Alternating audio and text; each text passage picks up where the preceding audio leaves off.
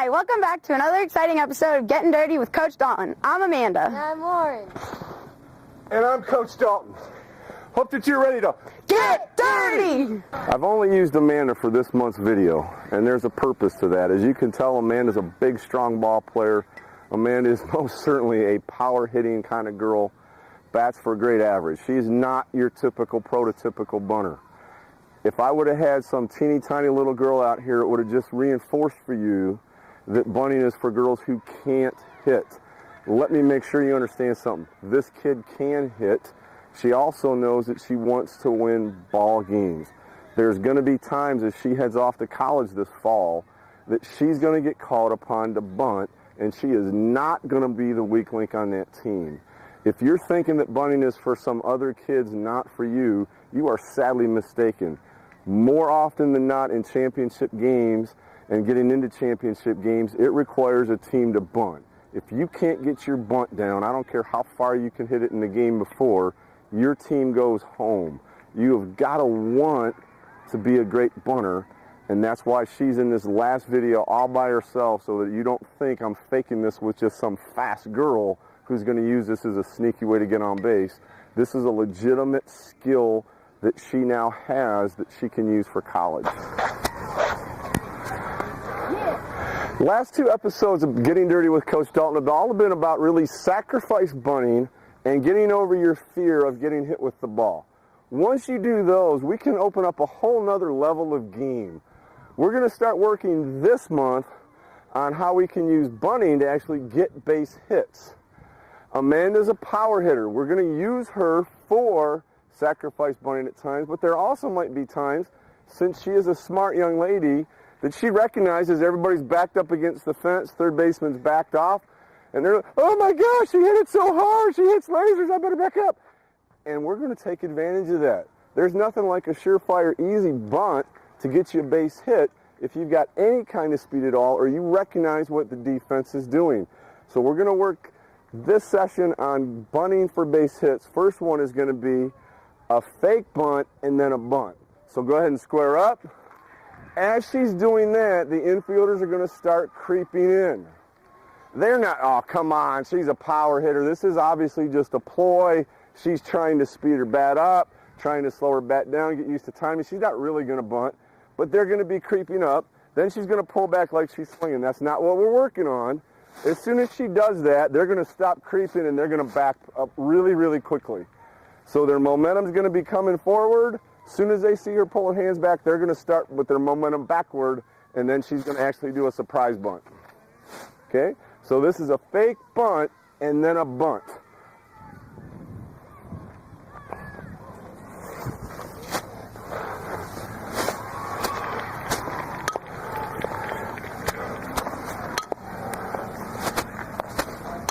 Great job.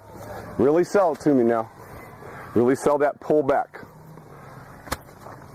Great job off the end of that bat, Mikey. Atta girl. Next thing we're going to learn, I call a sneaky bunt. A lot of people are used to the surprise bunt. Oh, I'm going to swing away, ha ha ha, and then they bunt. Okay?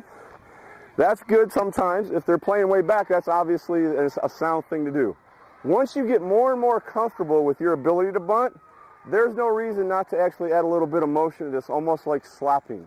So this time what we're going to do, as we're about to bunt, we're actually in motion, so we're already got some momentum going to first base. The key to this is you can't step out of the box and then get the bunt down. So you've got to work on your timing on this quite a bit. In the end, it should look kind of like this, to where you make contact, and then the umpire's going to hear your foot hit so he knows that you're not out of the box. Let's go ahead and give these a couple tries. Still working on eyes right at contact, still working on getting the ball right off the end of that bat. Okay. It's going to take a couple to get your timing down. Here we go. Okay. Now let's get that foot moving before you make contact. Nice. Now we're getting some good timing here.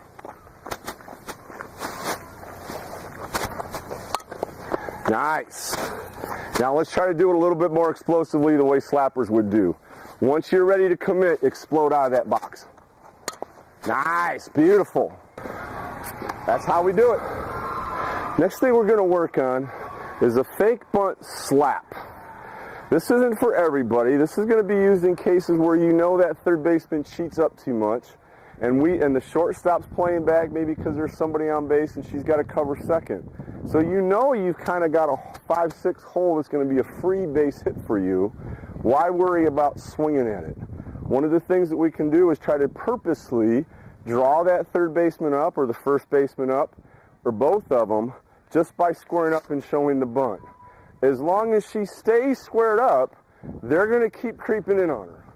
Now what we're going to do, we're not going to pull back and swing. That's not fake bunting swinging.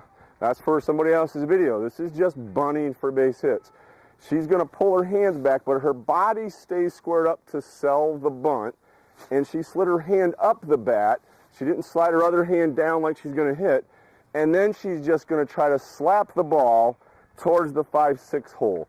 One of the things you can do to help make this easier for yourself is draw a line. Stand here, visualize where that hole is, and just draw a line of where you're trying to hit the ball.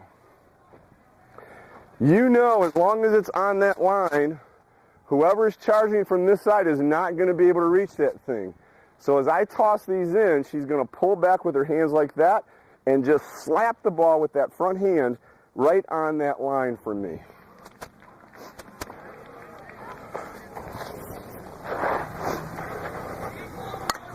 Okay, now let's try to put it on the ground. Nice. Right on that line for me.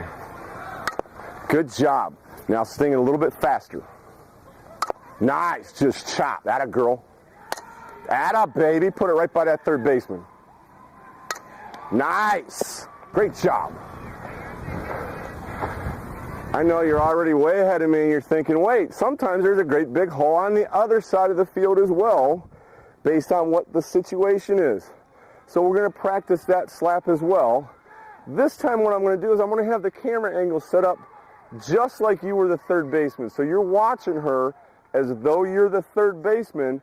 So you're going to have to convince yourself, she's bunting, oh crud, and have that same reaction that a fielder would have. Just like trying to bat to that 5-6 hole, we're going to draw the line to say, here's where we're trying to get the ball. Okay. Nice. Nice.